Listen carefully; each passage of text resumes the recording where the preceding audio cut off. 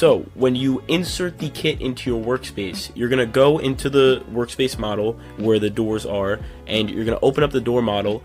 And inside all of these, anything with a drop down arrow, you're going to go ahead and open. And if you see an extra weld in it, you can tell that it's an extra weld because part 1 will be the base plate, or it'll be whatever part that they're on top of. You want to go ahead and delete that, because for some reason Workspace is making extra welds in the door model and different models. I don't know why, but you can go ahead and open and you'll see these extra welds being making.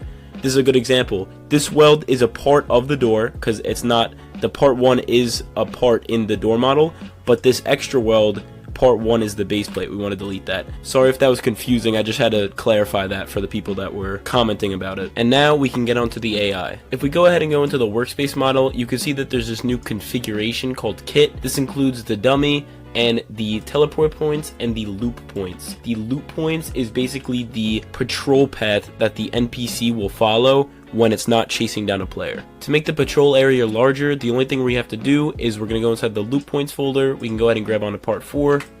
We'll duplicate it, and then we'll just name it to part 5. Now the NPC will follow in that path. And you could do this with however many parts you want. Parts 6, 7, 8, 9, 10, as long as you just name them. Let's say you wanted to customize the actual monster. It's very simple. Whatever you want to add to it, make sure you put it inside of the actual dummy itself. The most important thing inside of the dummy is this configuration. It has basically all of the coding for the AI. If you want to change some of the properties of the AI, it's a very simple way of doing it. All you have to do is go inside this value folder, and you could change pretty much anything here. You want to change the vision, you want to change the if a shake is enabled or not, do you want to change the damage it does, whatever you want to change you can do in here. Be careful with messing with that stuff though, because you might accidentally break the actual AI. Another thing, make sure you set up the kit properly so everything inside of these models go where this is labeled. So workspace, everything in there goes in the workspace.